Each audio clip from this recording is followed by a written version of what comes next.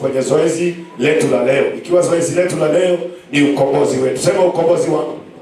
Ni ukombozi wetu. Sasa kwa sababu hiyo, mnipe ruhusa niseme maneno machache. Maana unaona jinsi tumeketi, kila mmoja kukamata kikombe na kukata na kukula. Itatuchukua pia muda mrefu. Kwa hiyo tunahitaji muda wa kutosha ili zoezi hilo liweze kuendelea vizuri. Sawa sawa eh? Kwa hiyo utege masikio yako, sitahubiri sana, tabiri kidogo. Lakini nataka kuzungumzia habari ya meza ya Bwana. Meza ya Bwana. Meza ya Bwana ni nini? Mtu akiulizwa meza ya Bwana ni nini? Tunasema hivi, meza ya Bwana ni ukumbusho wa kazi aliyofanya Yesu Kristo. Meza ya Bwana ni nini? Ni ukumbusho aliyofanya Yesu Kristo. Alifanya kwa niaba yetu. Kwa hiyo tunapoingia kwenye meza ya Bwana, lazima tuelewe hata kabla Yesu Kristo hajakuja duniani, Yesu alikuwa anatenda kazi kwa njia mbalimbali. Nilikuwa nikitazama Biblia na nikaangalia uponyaji jinsi ulianza, na nikaona Mungu alianza kutenda mambo kama Kristo kabla Kristo hajaja. Kwa mfano, ukiambiwa ile kitabu katika Biblia inasema ya kwamba katika ule ukumbi wa Sulemani kulikuwa na matao matano. Na hazo matao matano kulikuwa na mabirika ya maji. Na maandiko inasema wagonjwa walikuwa wanalala hapo wakingoja maji itubuliwe ili watu waingie kwenye yale maji yakitubuliwa, na mtu wa kwanza kuingia anapona. Nikamuona Kristo akiingia kwenye yale mabirika ya maji, na mtu akiingia anafanya nini? Anapona. Lakini baadaye tunaona ya kwamba Yesu Kristo amekuja ili atutoe katika shida. Kwa hiyo kazi yake ni ipi meza ya Bwana? Kazi yake ni ipi meza ya Bwana? Ni kutupa uzima. Number one, ni kutupa uzima. Number one, ni kutupa uzima. Kwa hiyo uzima unatokana na nini? Uzima unatokana na msamaha wa dhambi. Kuna uzima mara mbili, kuna uzima wa mwili na kuna uzima wa roho. Kwa hiyo tunapozungumza meza ya Bwana inatupatia nini? Inatupatia uzima kwa kupitia nini? Msamaha wa dhambi. Tukipata msamaha wa dhambi tunapata uzima. Kwanza ni uzima wa kuingia kule ambapo tunakwenda, na pia ya pili tunapata uzima wa kuishi hapa. Lakini nakufundisha, nitakuonyesha. Kwa hiyo jambo la kwanza ambalo tunapata katika meza ya Bwana ni kupata uzima. Umenipata ni kupata uzima. Tulikuwa tumefundishwa mafundisho potofu kitabu kidogo ya kwamba mtu anajitakasa kwa kule meza ya Bwana. Na ni kweli kujitakasa ni kujua ile shida inakusumbua. Lakini si kwamba uache dhambi ndio ukule. Ni kwamba ni uingie kwa Mungu jinsi ulivyo, Mungu akutakase. Maana alikuja tuwe na uzima. Na anajua kanisani kuna watu wamefanya mabaya. Na wakati umefanya mabaya, kile kitakufanya uendelee ni wakati unaelewa kutubu ni nini. Na kutubu, tukipokea meza ya Bwana tunakuwa hivyo. Sasa tuanze somo letu katika kitabu cha Yohana sura ya 6. Nitahubiri kidogo sana, tafadhali utaelewa, maana si mara ya kwanza kula meza ya Bwana, utaelewa. Na Yesu Kristo atashughulikia kila mtu. Yesu Kristo anakuja atashughulikia kila mtu hapa. Angalia hiyo, angalia mstari wa 26. Tunaanza hapo. Yohana 6:26. Tafadhali wekeni vizuri, kuna zile pointi tunaweza soma lugha zote na kuna zingine tutasoma lugha zote, lakini mkae tayari kwa sababu nikisema soma unasoma. Yohana 6 mstari 26 inasema, Yesu akawajibu akasema, amin amin nawaambieni, ninyi mnanitafuta si kwa sababu mliona ishara, bali kwa sababu mlikula ile mikate mkashiba. Hivi kikaba inasema hivyo? Haya, Kiingereza?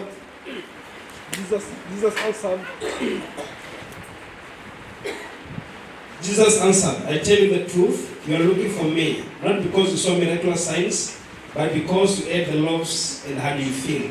Umepata kama? Yesu asungia amen. Niwo nengo mutabia. Muyo manda nondu ni munoni siam. Ende nondu ni munaye imutu munabona. Hapa tukianzia hapa, tunaanza kwa kuona Yesu alipokuwa akitembea katika ulimwengu huu, akifanya injili, akitangaza mambo ya ufalme wa Mungu. Kile alikuwa anafanya, mara nyingi alikuwa anawapa watu chakula, anawalisha chakula kingi, na kwa hivyo watu wakawa wanamuandama Yesu.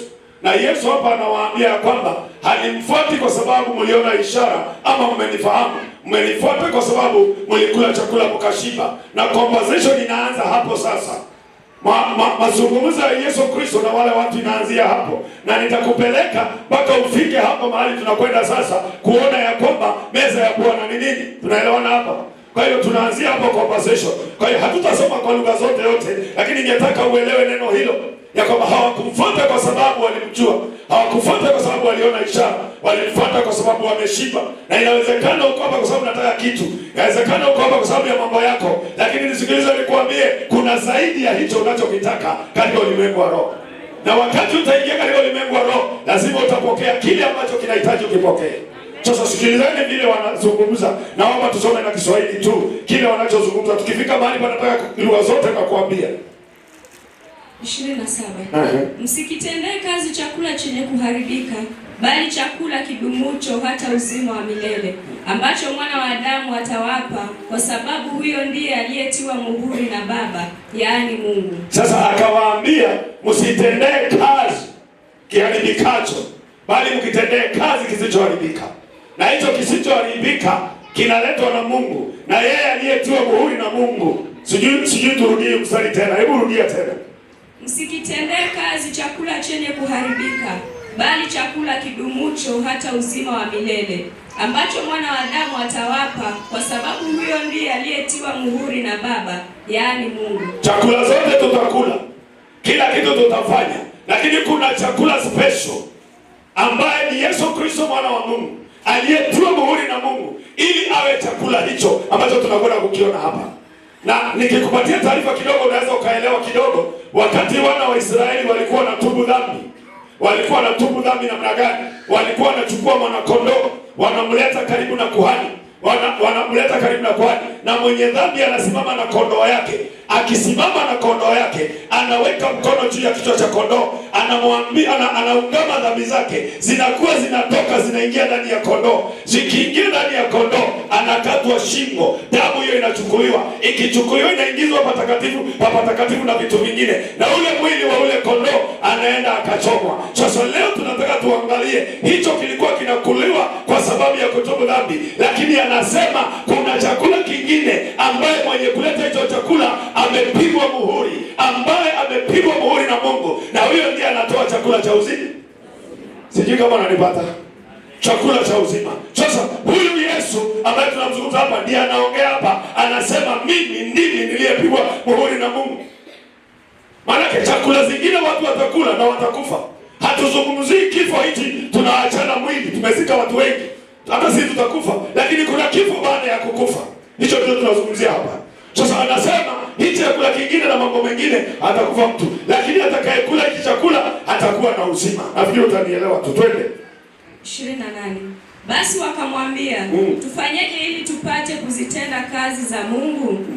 Yesu akajibu akawaambia, hii ndiyo kazi ya Mungu, muamini yeye aliyetumwa na yeye. Muamini yeye aliyetumwa na yeye. Kwa sababu tunapokuja kula meza ya Bwana, tunakula kile tulichoamini kama ishara. Unanipata? Tunapokuja kula meza ya Bwana, tunakula kile tulichoamini kama ishara ya kile tuliamini. Kama ishara ya kile tuliamini. Kwa hiyo anamwambia, na hii ndio kazi ya Bwana, muaminini yeye aliyetumwa na yeye. Ya kwamba muniamini mimi niliyetumwa na yeye. Unanipata? Maanake wakati huo hawa watu hawamwamini. Kumbuka walimuita mwana wa seremala. Kumbuka walimuita mwana wa Yusufu. Kumbuka walimuita ndugu zake na dada zake wako hapa. Huyu ni nani? Hawakumuelewa. Naye anajaribu kuambia, mimi ndiye nimetumwa na Mungu na nimepigwa muhuri, na kile chakula nitawapatia ni chakula kitaleta uzima. Hawakuwa naelewa. Lakini sisi leo tunaelewa hilo. Kwa hivyo ukishikilia kile nasema, tukifika the end of the point, utakuwa umeshikilia hicho, na wakati tutaingia kwenye meza ya Bwana, uzima wote unaingia. Haleluya. Kwa hivyo wakasemaje sasa?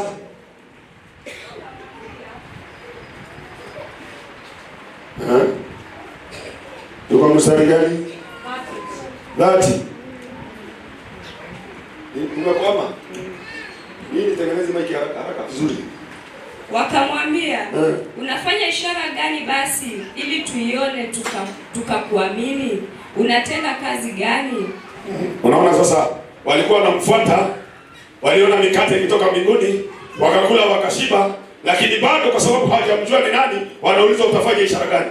Mtu aliyegeuza samaki 5 wakakuliwa na watu 20,000, akapanya mikate 3 ikaliwa, bado anamwambia utafanya ishara gani tukuamini? Hawajamwamini. Na ndio Yesu anawaambia, hamjanifuata kwa sababu mliona ishara, mmenifuata kwa sababu mlikula mkafanya nini? mkashiba. Sasa anamwambia utafanya ishara gani ili tukuamini? Endelea. Baba zetu waliila mana jangwani, kama vile ilivyoandikwa, aliwapa chakula cha mbinguni ili wale. Yesu akawaambia, amina amina nawaambieni, siye Musa aliyewapa chakula kile cha mbinguni, bali Baba yangu anawapa ninyi chakula cha kweli kitokacho mbinguni. Akawaambia hicho chakula sio Musa aliwapa, na hicho chakula hakikuwa sahihi. Sasa leo angalia hiyo B. Sasa leo bali Baba yangu atawapa nini chakula cha kweli kitokacho wapi? Sasa kile walikula wale hakikuwa sahihi, na walikula chakula cha mwili kama jinsi tunavyokula, lakini leo kuna chakula kinachotoka mbinguni, na Baba yenu atawapa hicho chakula akiwa anajiangalia yeye. Unanipata? Akiwa anajiangalia yeye. Sasa tumefika 30 ngapi hapo? 33. Haya, endelea. Kwa maana chakula cha Mungu ni kile kishukacho kutoka mbinguni na kuupa ulimwengu uzima. Basi wakamwambia, Bwana. Hebu turudie, tulikuwa 34. Ama sasa tuko 35 ama tuko wapi? Tulikuwa 33, sasa tuko 34. Sasa 34 ndio umetoka 33 hapo, umesoma 34. Nimetoka 33. Sasa nenda rudi 33 alafu unganisha tusome kwanza 33 nisikie vile inasema. Kwa maana chakula cha Mungu ni kile kishukacho kutoka mbinguni na kuupa ulimwengu uzima. Unajua kwa ilikuwa kama ni hadithi hii. Maana hata kile mana ile walikuwa wameiona ile mana ilikuwa bado imetoka wapi? Kwa hiyo wakiambiwa chakula kinatoka mbinguni, wanaona ni kile na kuna kingine kitatoka huko kikuje, ambacho kitakuwa ni chakula kwa kweli. Hawakuelewa kile Yesu anasema. Akisema mimi ndio nimepigwa muhuri na mimi ndio chakula cha kweli.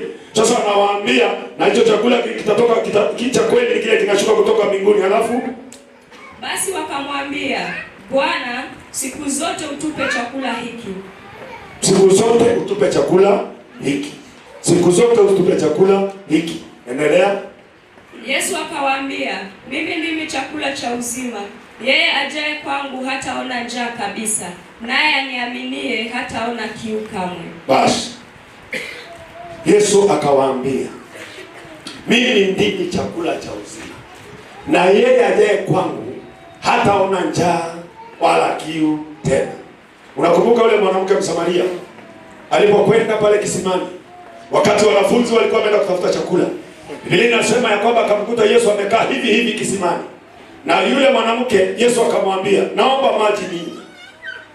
Akamwambia, unaniombaje maji? Wewe ni Msamaria, ni Myahudi na sisi ni wa Samaria na hatutangamani. Kumbuka hiyo historia. Alafu Yesu akamwambia, ungelijua karama za Mungu, ungeniomba mimi maji nikupe na ungeona kiu tena. Yule mwanamke akamuuliza, sasa wewe hauna kitu cha kutotea maji na maji yako mbali, hiki kisima ni kirefu, hayo maji utayatoa wapi? Akamwambia, hakuna, mimi ndio niko na maji ya uzima na ukikunywa hutaona tena. Yule mwanamke alimwambia, nipe ninywe nisije kutota maji wapi? Hapa tena. Sasa yeye aliangalia hiyo maji akikunywa ambayo itaondoa kiu tena, sijui kama itampikia na ugali, sijui kama ataoga nayo. Hakuelewa hii maswala. Wakati alisema nipe maji ninywe kwa sababu Yesu ndio uzima, akamwambia, nenda kamlete mumeo nikupe munywe pamoja labda. Akamwambia, mimi sina mume. Yesu akamwambia, umesema kweli, maana ule uko naye sijui ni 5 na wote umekuwa nao si wa kwako. Yule mwanamke akamwambia, naona wewe ni nabii. Sasa mimi nilikuwa nataka nikuonyeshe kitu hapa. Hawa watu wanaambiwa na Yesu, mimi ndimi chakula cha uzima. Wakiambiwa mimi ndimi chakula cha uzima, hawakuwa naelewa kitakuwaje. Sema, tupe hicho chakula tukule tusione njaa tena. Walikuwa nafikiri ni ile njaa ya tumbo. Kumbe si njaa ya tumbo, ni njaa ya tamaa mbaya, ni njaa ya usharati, ni njaa ya uzinzi, ni kiu ya wizi, ni kiu ya uharibifu. Ndizo zinataka kumalizwa na haya maji. Ndio inataka kumalizwa na hii meza tunayokwenda kula. Kwa hiyo wakati tunaongea mambo ya njaa, mambo ya kiu, utoke kwenye kiu ya maji, bado utakunywa maji. Toka kwenye njaa ya chakula, bado kula chakula. Kuna njaa hizo zingine zinazofuruga maisha yetu, zinazoharibu kuishi kwetu. Hizo njaa ndio tamaliza. Ambia nipe, tupe tusione njaa tena. Wao walikuwa wanazungumzia njaa tu. Na yule mwanamke anasema nipe nisije kuchota tena. alipoambiwa akakimbia kijijini, akapiga injili, kujeni muone mtu. Watu wakaja, wakasema tumemwona, huyo ndiye. Sasa mimi nataka uone maneno hapa. Luka nenda mstari wa 47. Luka nenda mstari wa 47. Amin, amin nawaambia, yeye aaminie yuna uzima wa milele. Yeye aaminie yuna uzima wa milele. Unaona, kuna kuamini na kuna kukula. Kuna kuamini na kuna kukula. Kile kinaleta shida hapa, hata kuamini bado hajaamini.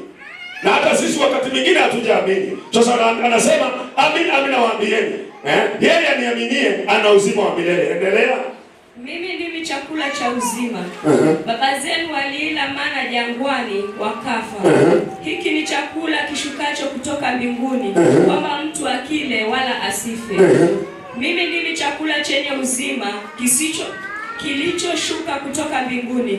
Mtu akila chakula hiki ataishi milele. Sasa mtu akila chakula hiki ataishi milele. Hichi chakula ambacho Yesu anataka kutoa kinabadilisha nafsi iliyoharibika iwe nafsi ambayo imetengenezeka. Maanake nafsi iliyokuwa imekufa ni nafsi ambayo inatenda dhambi, na wakati tunakula chakula hiki nafsi hiyo inabadilika, itaishi milele. Maanake hichi chakula kinakwenda kufanya transformation ya kile kilichoharibika. Hiyo ndio alikuwa anamaanisha. Kwa hiyo wakati tunaingia kwenye meza ya Bwana, ili tuingie kwenye uzima wa milele, lazima kwanza tusamehewe dhambi. Na kile kinatusamehe ni kutubu na kuamini. Na tukikula, tunakula ishara ya kile alichokifanya miaka 2000 iliyopita. Haleluya. Unanipata? Kwa hiyo akasema hichi ndicho chakula kutoka mbinguni na ni chakula cha uzima. Tuko wapi sasa? Na chakula nitakachotoa mimi mwili wangu kwa ajili ya uzima wa ulimwengu. Sasa wajamaa wakachanganyikiwa. Mzee mmoja, unaona hiyo andiko?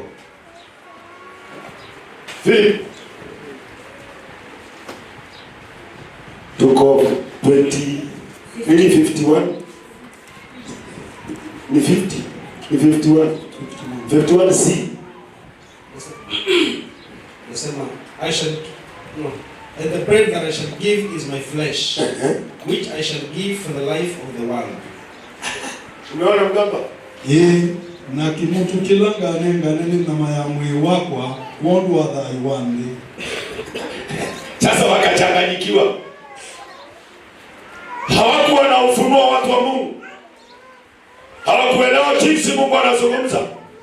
Maana na chakula nitakachokitoa mimi ni mwili wangu. Ni mwili wangu. Wakaanza kuleta maneno.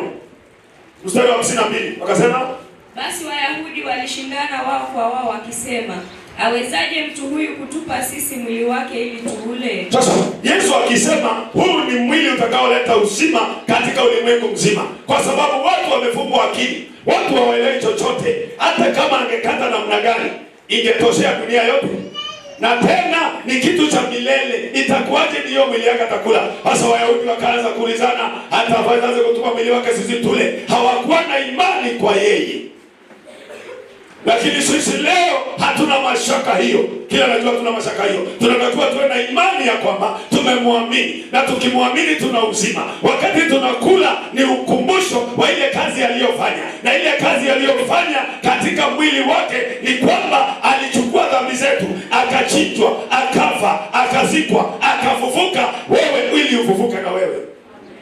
Kwa hiyo leo tunapoangalia kula mwili wake, hatutasema kama Wayahudi. Tunaelewa mwili wa Kristo uliteswa kwa nini? Ili tupate huo uzima. Sasa akawaambia mstari wa 53. Basi Yesu akawaambia, amin, amin nawaambieni, msipoula mwili wake mwana wa Adamu na kuinywa damu yake, hamna uzima ndani yenu. Basi kikaba inasemaje? Nivo ndi Yesu wameye niwo ni ngumwea mutewe na mayamwe wa mwana wa Mungu na kumenywa ndakame yake mwena la yungeni wenu. Tunaanzia kuwa na uzima kabla hatujakula ama baada ya kukula? Angalia maandiko. Tunaanzia kuwa na uzima kabla ya kukula ama baada ya kukula? Baada ya kukula ndio tunakuwa na nini? Manake tumeshamwamini tunakula. Sasa hatuwezi kuanzia kuwa na uzima kabla hatujamwamini. Tunamwamini tunapata uzima. Kukula ni thibitisho. Yesu akawageukia akawaambia, nisikilizeni nyinyi Wayahudi, ninyi ambaye hamtaki kusikia.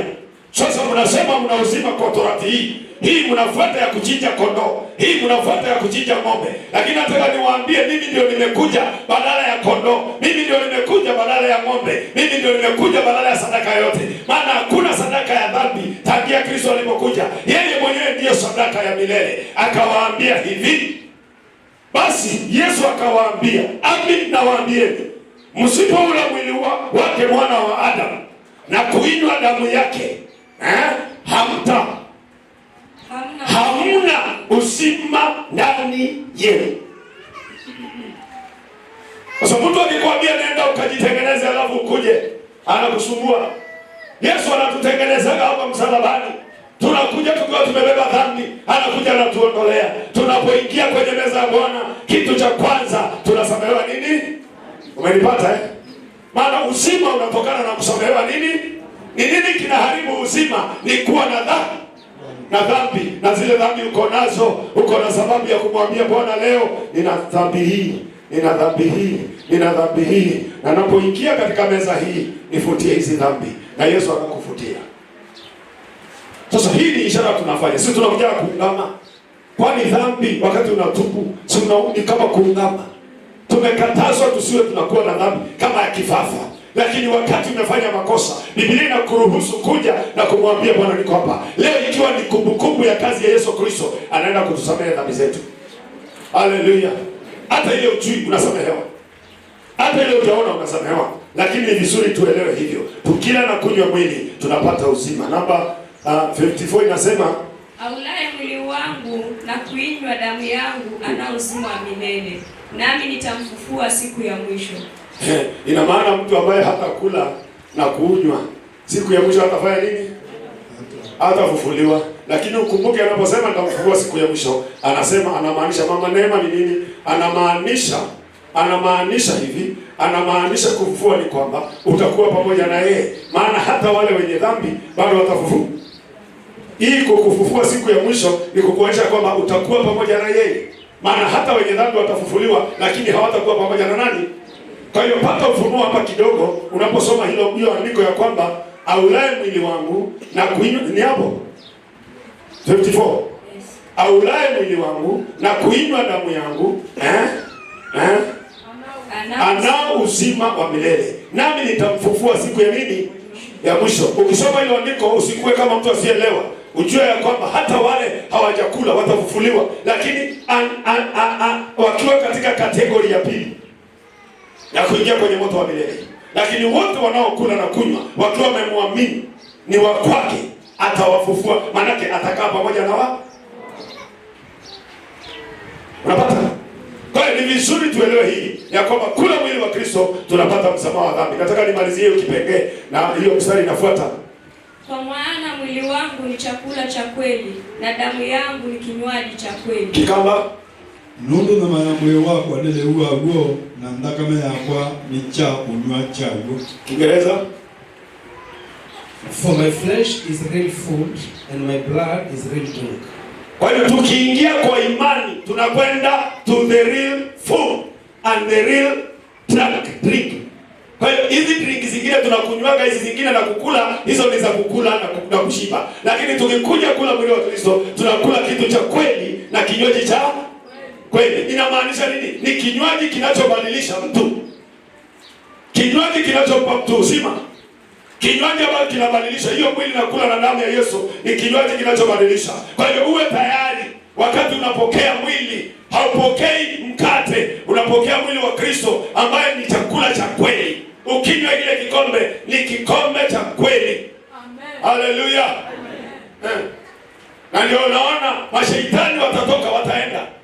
Watu wataponywa hapa. Watu watainuka hapa wakiwa wazima. Kwa sababu tunaenda kufanya tendo la kwenda kuonyesha kwenye Biblia. Tunaenda kufanya tendo la kwenda Mungu wetu. Na usije kwa meza ya Bwana na hofu. Kuja kwa meza ya Bwana ukimwambia mimi nisaidie hii, niondolee hii, niondolee hii. Hiyo ndio kazi yake. 56.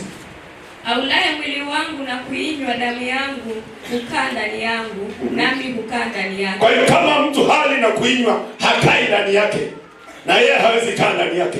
Aulaye mwili wangu na kuinywa damu yangu, yeye hukaa ndani yangu, nami hukaa ndani yake. Na akikaa ndani yako na wewe ukae ndani yake, you will be a different person. Sababu zile tatizo uko nazo haziwezi kaa pamoja na nani? Na Kristo. Tuchukue imani ya kweli, tuone ya kwamba Yesu Kristo aliteswa kwa ajili yetu, akapigwa kwa ajili yetu, na kwa mapigo yake hayo sisi tukikumbuka leo, tunakumbuka kitu ambacho kiko hai mpaka sasa. Hata huyo Yesu wa msalaba, yeye yuko hai. Na alikufa kwa nini? Ili tuwe na uzima. Aliteswa kwa nini? Ili tuwe na nini? Nilikuonyesha vile alipigwa last time. Nilikuonyesha vile aliteswa. Sasa leo tukiangalia hivi vitu vyote tunaona nini? Ukiangalia kila kitu unaona nini? Unaona uzima. Uzima. Na ukiona uzima ni lazima kule hii kitu. Malizie hiyo mstari moja. Kama vile Baba aliye hai alivyonituma mimi, nami ni hai kwa Baba, kadhalika naye mwenye kunila atakuwa hai kwa mimi. Kadhalika na yeye mwenye kunila. Hiyo Kiswahili ni ngumu. Hebu tusomee Kikamba. Otundu asa ula wethayo wandumie na nini kala athayo kuondu wa asa ota ou ula unuundia ake kala athayo kuondu wako. Ule uundia.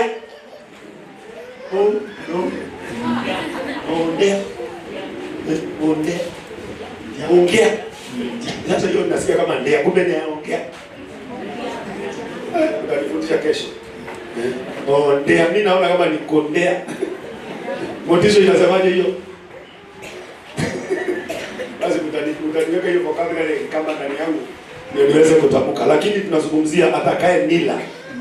Hiyo Kikamba ni ngumu. Atakaye nila. Kiingereza inasemaje hiyo nila? Who feeds on me?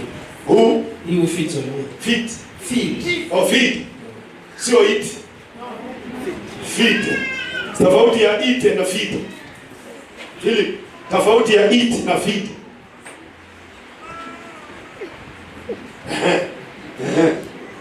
Mnakwama wewe, tofauti ya eat na feed.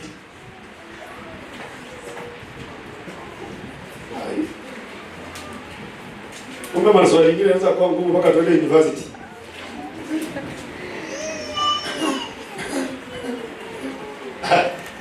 Murage, unasikia hiyo neno feed na eat. Mimi nauliza tofauti ya eat na feed, kwa sababu eat ni kukula, feed ni kupewa. Eat ni kukula, feed ni kupewa. Sasa tunasemaje, inakuwaje? Ajalishwa. Sasa feed ndio tunasema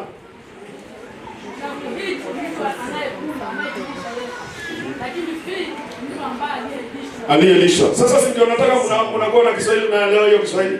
Mnakaaje hapa, mnakaa ndi. Bwana Yesu asifiwe.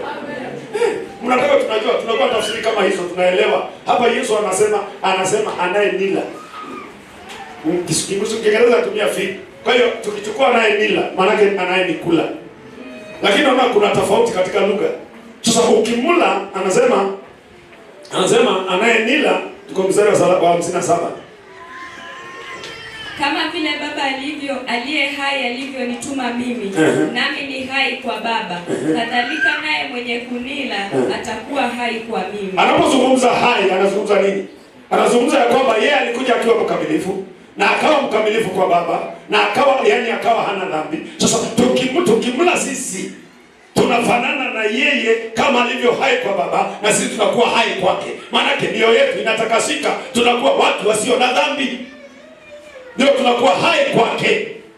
Sio hai huu hai tuko nao. Kuna uhai wa kuishi na uhai ule unaletwa na utakatifu. Sasa anachozungumzia hapa si uhai wa kuishi, ni uhai wa utakatifu. Na utakatifu ndio unalingana na yeye, na yeye analingana na Mungu. Alikuwa hai kwa Mungu, na sisi tukimla tunakuwa hai kwake. Manake tunafanana. Haleluya.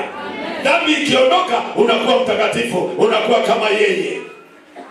Kwa hiyo unapokula dhambi zinakwenda, unakuwa hai kwake. Wapendwa, tusirudi kwa dhambi tena. Na waombeni tukikula hii tuendelee kuprogress. Ni kweli Biblia inasema katika sehemu nyingine ambayo neno hilo labda limetoka, lakini liko katika kitabu cha Yohana. Aliye na matumaini haya hujitakasa wakati wote. Aliye na matumaini haya ya mbinguni hujitaka. Ina maana unaweza ukakafirika, na Biblia inasema hivyo, lakini ukikafirika unajitakasa. Sasa wakati tunaingia katika kula meza ya Bwana, unajua kukosea, wakati unakosea mara moja, si kusema wewe si mwana wa Mungu. By that time Shetani anaweza kukuhubiria sana wewe si mwana wa Mungu, lakini let me tell you, haujaacha kuwa mwana wa Mungu unless ukose nafasi ya kumwambia Bwana akuondolee. Hujaondoka kwenye nafasi hiyo. Na ninasikia neno linasema ya kwamba atakaye nila atakuwa hai kwangu, na mwenye tumaini hili hujitakasa. Kwa hiyo ninaposema mwenye tumaini hili hujitakasa, ni kuonyesha kwamba wakati mwingine tunatoka kwenye barabara. Kwa hiyo tukimla tunakuwa kama yeye na tunaishi kama yeye. Namba 2, kipengele cha pili inasema uponyaji wa miili yetu. Pasaka pia inashikilia uponyaji wa miili yetu, uponyaji wa mioyo yetu, akili zetu, mawazo yetu, kila kitu. Na hapa ninasema katika meza ya Bwana tunapata uponyaji wa miili yetu. Na mama amekuwa ametuimbia huo wimbo, alikuwa na quote hiyo scripture ambayo nadhani nisome saa hii, uponyaji wa miili. Kwa hivyo tunapoingia kwenye kula meza ya Bwana, jana nilikuwa na pepo nyingine ikaniambia huyu alikuja akakula maembe yetu, na hiyo maembe tulikuwa tumeweka ugonjwa wa kansa, tukamweka kansa, akakaa chini, hawezi kutembea, aliweka kansa ya hapa, akakaa wiki 2, akanipigia simu akaniambia ninashindwa na kutembea, niko na shida, na nikaomba, na kuanzia siku hiyo akaamka, lakini hatujai kutana maana ako mbali. Na jana akakuja kutoka Nairobi, na alipokuja tukakaa, nikasoma maandiko. Aliposoma maandiko nikasema hiyo kitu mliweka hapa mtaniambia. Nilinyosha kidole tu namna hii, wakalipuka wakasema ni sisi tuliweka kansa. Na wakati wamemweka hiyo kansa, huyu Yesu tuko naye, yeye anaweza yote. Nikasema hiyo kansa inatoka. Na leo huyu ambaye ndiye alifanya hiyo kazi 200 years back ya kutusomea dhambi, huyo anatuponya na magonjwa yetu yote. Kwa hiyo kama umekuja hapa ukiwa na dhiki ya ugonjwa, ukitoka na ile mlango ukiwa mgonjwa, si kwamba Yesu haponi, kuna sababu yako mwenyewe. Anaponya.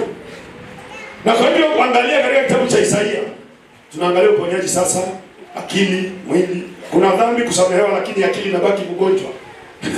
Moyo unabaki mgonjwa. 53, Isaya 53. Meza ya Bwana. Zamani tulikuwa tunasikia kuna meza ya Bwana, hatuendi ibada.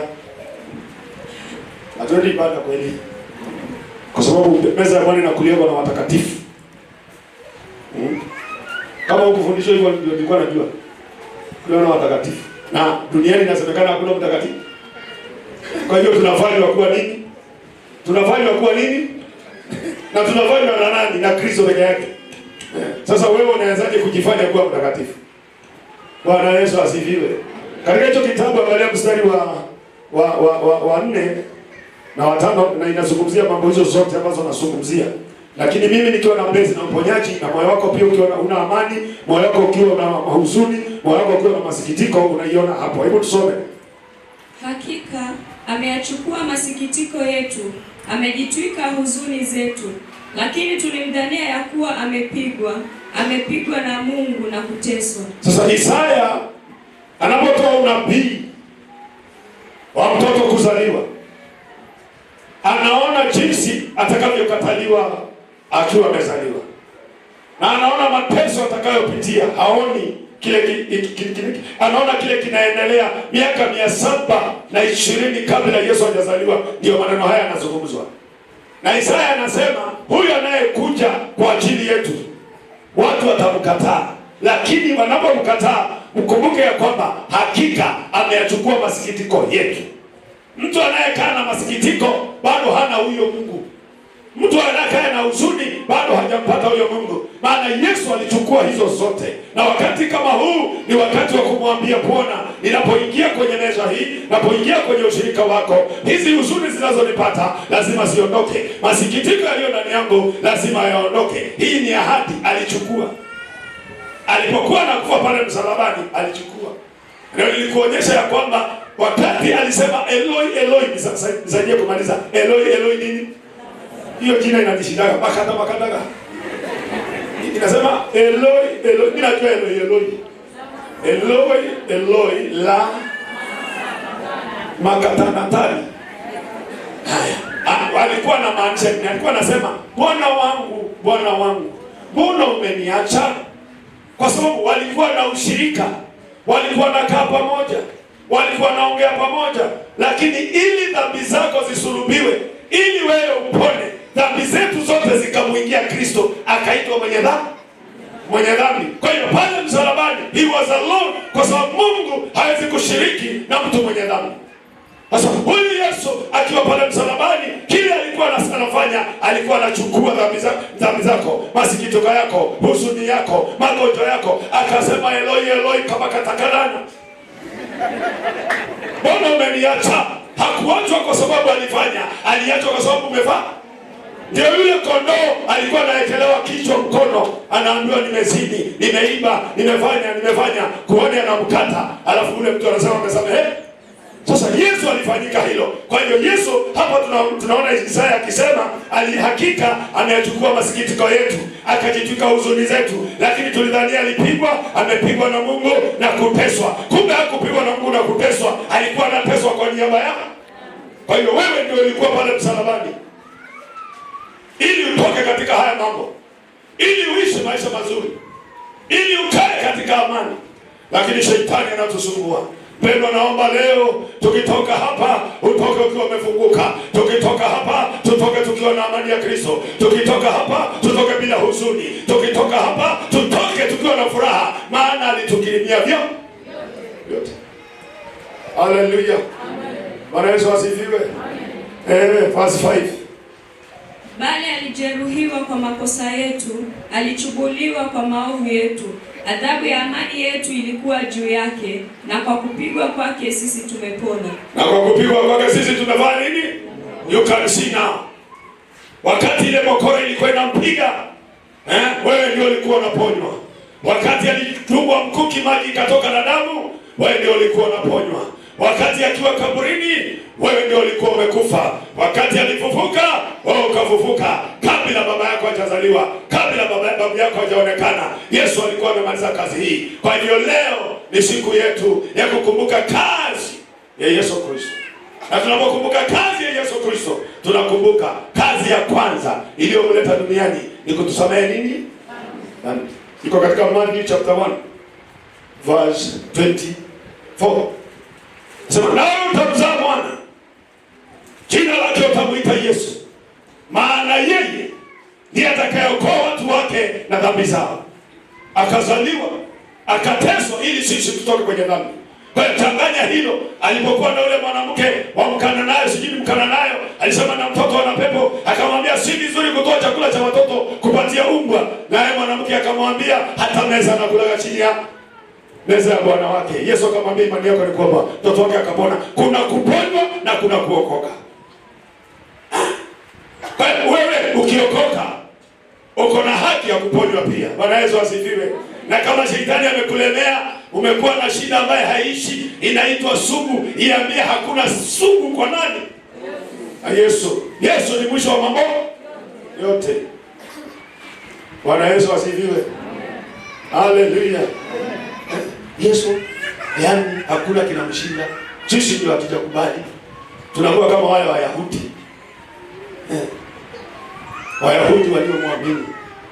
Au wale hawajamwamini wanasema utakupelekataza vipande tukukule wewe. Wakaanza kutoroka. Na kweli walienda, akageukia kina Petro, akauliza na ninyi mnataka kuondoka? Petro akamuuliza, Bwana, twende wapi? Na wewe uko na neno la uzima. Sasa leo ni siku yetu. Sema siku yangu. Ile makisirani yote uko naye unaacha hapa. Na unajua leo tuwekea watu mikono ati baba. Leo unakula mkate unakaa hapo, unashughulikiwa wewe mwenyewe. Mashaitani yako itatokea hapo. Kile umeamini ni hivyo itakuwa. Na ile ugonjwa uko nayo utaiacha wapi? Maana amemaliza ka. Na leo tunafanya kumbukumbu ya yale aliyofanya. Bwana Yesu asifiwe. Kwa hiyo katika yeye kuna nini? Uponyaji. Kuna nini? Kuna uponyaji na kuondolewa huzuni, na kuondolewa masikiti, na kupewa amani. Hizo zote ziko ndani yake. Na naona mtu unakaa, mtu mmoja akaniambia, amekaa na mimi, amenitafuta, ameniangalia, sijui aliniangaliaga wapi, na sikaagi na yeye na alalagi kwetu, na si wa kwangu. Ananiambia, nimekutafuta sana, nimeangalia, nikaona wewe hakuna siku unakasirika. Nikamwambia hujanikuta siku nimekasirika, ndio umejua. Mimi nakasirika ile mbaya kama ile ya Yesu Kristo, ya dakika moja lakini fire. Haleluya.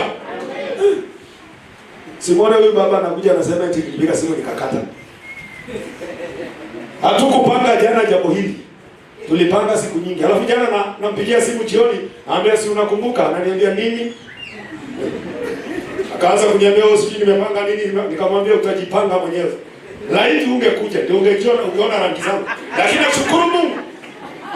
Uko hapa. Bwana Yesu asifiwe. Hatuwezi kuwa na kiongozi akiitana na wana panga mambo yako. Hii ni kuonyesha ya kwamba unamheshimu lakini shingopa. Lakini ananipenda. Mimi sijaona akiwa mtu mbaya. Ni vile labda hajaweka hiyo kitu kwa ndani. Lakini nakwambia kama ukuja, ndio ungejua naitwa Sendeu, na Sendeu wako na njia za kupitia. Ningemsomea maandiko ila atoe suruali atembee bila suruali. Bwana Yesu asifiwe. Hata Mutiso, usiona Mutiso amekuja kumaliza ibada. Kila kitu. Na mimi ndio babake. Mimi ndio babake. Nasema ni babangu. Angalia vile amekuja ibada imeisha. Ili kukuambia nini? Before I do mine, siwezi kuja kufanya yako. Kwa lazima tuangalie tunapoingia kwenye meza ya Bwana, yale mambo yanapinga maisha yetu, tuyatoe katika maisha yetu. Na hayatoki kwa sababu uko hapa, yanatoka kwa sababu umeamini. Na ukiamini, hatutakuwa na kazi kubwa. Ile kazi itakuwa hapa ni kuchungulia tu Yesu akifanya. Tutachungulia akifanya. Ndio mimi. Kama umejipanga vizuri, ile shetani inasumbua maisha yako, utaacha hapa. Lakini kama umekuja na mchungaji kwa sababu wewe na yeye ni mzee, utarudi hivyo hivyo. Tarudi hivyo hivyo. Sababu mimi ni mzee. Mimi ni mzee. Na wazee wanakuaga hivi. Hakuna kitu. Ikifika hapa sisi wote chini. Mpaka mimi nimemwambia Mungu nikipeana meza hii na mimi Bwana niangalie. Mahali kuna kadude kadogo kamebaki, niondolee. Maana mimi nani ni mwanadamu? Kwani nimeshafika mbinguni? Paulo anasema najua mtu alienda mpaka mbingu ya 3. Alienda katika mwili sijui. Alienda katika roho sijui, lakini najua mtu alienda katika mpaka mbingu ya 3. Na yale maneno alisikia huko hayaeleze. Na huyo Paulo aliyeenda hiyo mbingu ya 3 anasema hivi, na tuchumilia yaliye mbele, siangalie yaliyo nyuma, ili nisije nikawahubiria wengine na mimi nikabaki nikakosa mbingu. Wewe watu ukisema ninajua nisimama, anasema angalia sana, unasema umesimama usije ukaanguka. Kwa hivyo katika Kristo kula meza ya Bwana tunakumbuka kuna uponyaji wake. Namba 3.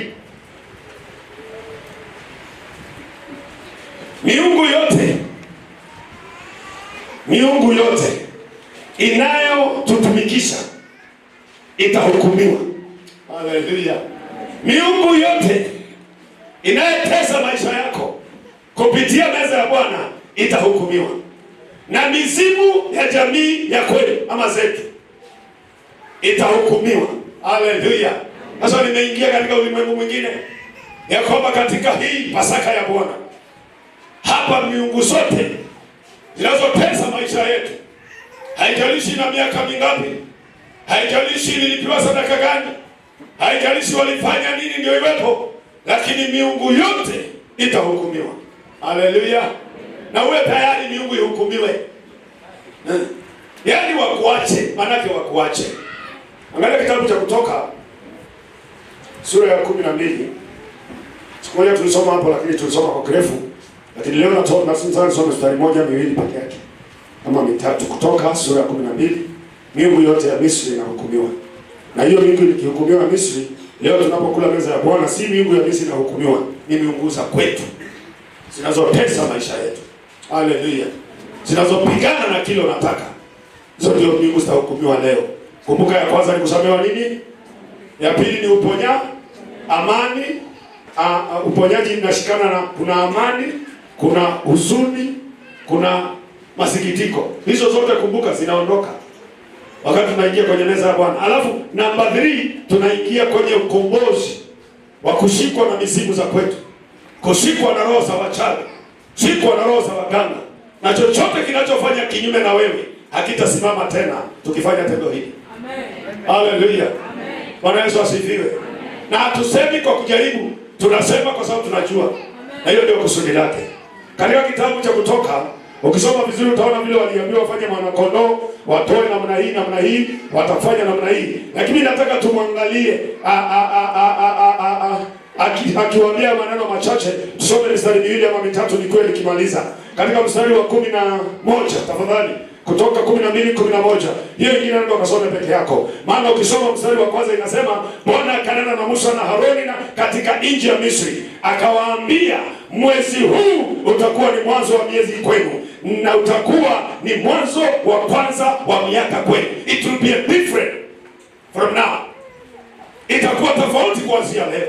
Ndivyo alikuwa anawaambia. Ni wakati mtakula Pasaka huyu, maisha yenu yatabadilika. Hamtakaa tena watumwa, hamtakuwa tena mnapigwa na mtu, hamtamtumikia mtu bure. Mtakuwa huru mwaka wa kwanza kwenu, mwezi wa kwanza kwenu, na mwaka wa maisha mapya katika maisha yenu. Na ikiwa ni hivyo, Mungu alisema leo sisi ndio wana wa Israeli. Na kama tu wana wa Israeli, leo ndio siku yetu ambayo mambo yetu yanakwenda kubadilika. Tuko pamoja? Sasa angalia mstari wa 11 vile waliambiwa. Tena mtamla hivi. Mtakuwa mmefungwa viuno vyenu. Mmevaa. No, nilikuwa nataka kuanza mstari wa 11 tafadhali, alafu uunganishe. 11. Tena mtamla hivi. Mtakuwa mmefungwa viuno vyenu, mmevaa viatu vyenu miguuni, na fimbo zenu mikononi mwenu, nanyi mtamla kwa haraka. Ni Pasaka ya Bwana. Nani mtamla kwa haraka? Imagine ameshika fimbo mkononi, amevaa viatu, wamefunga mkanda viunoni. We are going to be free from today. Hallelujah. We have been captive for 430 years, but today is the end of our captivity. Sasa wewe na mimi katika jina la Yesu Kristo, wakati umefika wa kutoka kwenye utumwa. Maana mtamula namna hii, mtafunga mikanda viunoni mwenu, mtavaa viatu miguuni, na mtashika fimbo mikononi. Ikimaanisha nini? After eating we are going free. Hallelujah. Tunakuwa nini? Huru. Na ndivyo itakavyokuwa kwetu. Maana neno la Mungu ni kweli. Utakuwa huru kwa njia yote ile. Pahali popote ulipofungwa utafunguliwa. Maana miaka 430 ilikuwa ni miaka mingi, lakini wanaambiwa mtambula hivi, mkiwa na viatu, umefunga mshipi, umeshika fimbo. Maana yake mkimaliza tu mnaondoka. Waliondoka ama hawakuondoka? Leo hatuondoki. Sema wanaondoka ndani yangu. Leo hatuondoki. Wao ndio wanafanya nini? Kabili utoke kwenye hiyo kifungo, toke kwenye hiyo mateso, toke kwenye hiyo kilio. Maana maandiko inasema mtamula hivi. Wako tayari? Kuna waliondoka ndugu. Tuendelee. Maana nitapita kati ya nchi ya Misri usiku huo, nami nitawapiga wazaliwa wa kwanza wote katika nchi ya Misri, na mwanadamu na wa mnyama, nami nitafanya hukumu juu ya miungu yote ya Misri. Tuache habari za watoto, tuache habari ya nini. Leo ni siku ya Mungu kufanya hukumu juu ya miungu yote inayotesa maisha yako, juu ya roho zote zilizo kinyume na wewe katika maisha yako. Akamwambia nitapita, na hiyo damu nikiona kwenye mimo yenu sitaingia, na nitafanya hukumu juu ya miungu yote ya Misri. Ile miungu ilikuwa imewashikilia wana wa Israeli miaka 430. Iligongwa kwa masaa machache sana. Na damu ya mwana kondoo, damu ya mwana kondoo. Na hiyo damu ya mwana kondoo ikamaliza miungu yote. Leo tuko na damu ya Kristo, si ya mwana kondoo. Ile ilikuwa damu ya mwana kondoo, mfano wa Kristo. Leo tuko na real Kristo. Haleluya. Na ikiwa tuko na real Kristo, damu yake na mwili wake unaharibiwa kwa ajili yako. My friend, you are going free today from your any captivities. Hallelujah. Any dilemma. Be sure inakwenda kuondoka. Hallelujah. Na hatufanyi majaribio. Hatufanyi nini? Hakuna kwa Mungu majaribio. Chukua mwili, kunywa na damu, kaa uone vile atafanya. Meruhusa. Mwambie Bwana nifanyie. Yale matatizo yako kwako hutayaona tena katika maisha yako. Bwana Yesu asifiwe. Na inategemea jinsi mtu amejiandaa. Haleluya. Kwa hivyo jambo la tatu ni miungu yote inayotutesa, mizimu yote inayotusumbua itaangamizwa. Kwa hivyo tunatarajia nini? Tunatarajia mambo kama haya. Kila aina ya mateso lazima ituache. Sema amen. Amen. Haleluya. Amen. Kila aina ya nini? Maana alikuja kututoa katika nini? Mateso. Ukisoma kitabu cha Mwanzo sura ya 3 pale juu inasema ya kwamba nimesikia kilio cha wana wa Israeli, nami nimeshuka niwatoe katika haya mateso, niwapandishe, niwapeleke katika nchi iliyo njema. Today amekuja ili atutoe kwenye mateso, atuingize kwenye nchi iliyo nini? Njema. Nategemea imani yako. Nategemea vile unawaza. Nategemea vile unafikiri. Lakini ngoja nikuambie, hatufanyi jambo hili kama mazoea. Tunafanya jambo hili kama ukombozi na uponyaji wetu na kusamehewa dhambi kwetu. Na ukiingia hiyo katika hiyo njia, lazima upate uponyaji. Kwa hivyo kila aina ya mateso itaondoka. Nilikuwa naangalia ndoto mbaya ni mateso. Unalala ndoto mbaya ni mateso. Wanaume wa kiroho na wanawake wa kiroho. Unakuta mwanaume ako na mwanamke wa kiroho. Mwanamke naye ako na mwanaume wa kiroho, anakusumbua usiku kucha. Hiyo ni mateso. Ndoto mbaya zitaondoka. Hawa wanaume na wanawake wa kiroho wataondoka katika maisha yetu. Alafu kingine ni kwamba kukimbizwa usiku. Kuna watu hawalali wakikimbia usiku. Na unajua kuna kukimbizwa na kuna kutokulala usingizi. Sasa hizo ni vitu viwili tofauti. Leo utoke hapo, ukikula meza ya Bwana, wale wanaokukimbiza watakukimbiza tena. Ukikula wewe ambao ulali utalala kabisa. Ukikula wewe ambao unakuwa na mwanamke wa kiroho, mwanaume wa kiroho atakuondokea. Ukikula hizo ndoto mbaya zinakuondokea. Lingine, tamaa mbaya. Tamaa mbaya. You don't want to do this, lakini unajikuta unafanya hiyo. Hizo ni tamaa za kutoka kuzimu. Leo ni siku ya kuachana tamaa hizo. Maana yeye aliyetushindia anasema, mimi nalizaliwa duniani, nikakaa duniani, nikaishi, wala sikufanya lolote. Hata hizo tamaa hazikuwa juu yake. Sasa anasema, mimi ni mshindi na nyinyi ni washindi, na zaidi ya washindi, maana nimewashindia. Leo umwambie Mungu, kule Nairobi ni homo bi. Yaani hii tamaa mbaya iende kabisa. Ingine, roho zinazokufanya ufanye mabaya. Kuna tamaa na kuna roho zinamfanya mtu. Kwa hiyo ung'ang'ane leo unapokula utangazie vitu hivi. Inakufanya ufanye mabaya. Vifungo vya kutokufanikiwa au laana. Vifungo vya kutokufanikiwa au laana.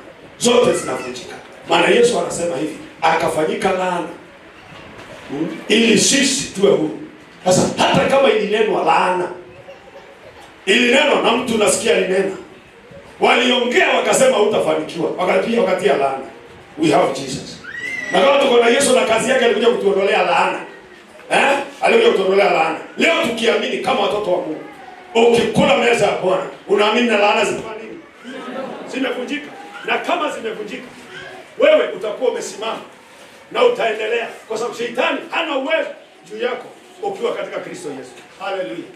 Bwana Yesu asifiwe. Kwa hiyo nataka ujiandae na mengine mengi ambayo hatujasema. Yale unayajua kisirisiri yako, yale anakutesa, umwambie Mungu, nimekuja na unanijua. Na hakuna siri kwa Mungu wetu. Hakuna siri kwa Mungu wetu. Yote unayaona nimeleta kwako uniondolee. Haleluya. Maandiko yanasema katika kitabu cha Isaya sura ya kwanza na mstari nafikiri ni 18 ama ni 18 sijui 18 hapo. Ile inasema John tuhojiane. Eleza mambo yako, uhesabiwe nini? Sasa anatuita leo tuhojiane. Wakati tunakula unasema hili ndio linanitesa. Bwana Yesu asifiwe. Kwa sababu gani? Kwa sababu katika kitabu cha waraka wa kwanza wa Yohana sura ya 3. Waraka wa kwanza wa Yohana sura ya 3 mstari wa 8. Lakini mimi nataka nisome Biblia yake. Hata tufungue vitabu nisoma tu. Biblia inasema hivi. Na kwa kusudi hili la uharibifu, hili la kupotea, hili la kutokujielewa, hili la kutokujua liletwa na Shetani, mwana wa Mungu alidhihirishwa ili azivunje kazi za ibilisi. Sasa leo tuko na yeye hapa avunje kazi zote za ibilisi ndani yetu. Unanipata? Avunje kazi zote za ibilisi ndani yetu. Na ukiamini kile nasema, hiyo kitu itatokea hivyo. Haleluya. Kwa sababu gani? Katika kitabu cha Wakorintho, sasa namalizia kitabu cha Wakorintho tusome, sijui kama kapata hilo andiko. Hili Wakorintho wa kwanza. Wakorintho wa kwanza. Ile nikuonyeshe tunamalizia. Tunakula meza ya Bwana. Namalizia hapo. Bwana Mungu anatusaidia, muda si mbaya. Wakorintho wa kwanza sura ya Yohana hujafika hapo. Ile inasema ya kwamba mulapo na mniwapo iko ukumbusho wangu. Korintho wa kwanza sura ya 11. Sura ya 11. Hebu tusome mstari wa 22, 23 tukienda chini kidogo usikilize. Sasa naomba msaidie kusoma. Kwa maana mimi nalipokea kwa Bwana niliyowapa ninyi, ya kuwa Bwana Yesu usiku ule aliotolewa alitwaa mkate, naye akiisha kushukuru akaumega akasema, huu ndio mwili wangu ulio kwa ajili yenu. Fanyeni hivi kwa ukumbusho wangu. Sasa fanyeni hivi kwa ukumbusho wangu. Ukumbusho wake ni ipi? Ukumbusho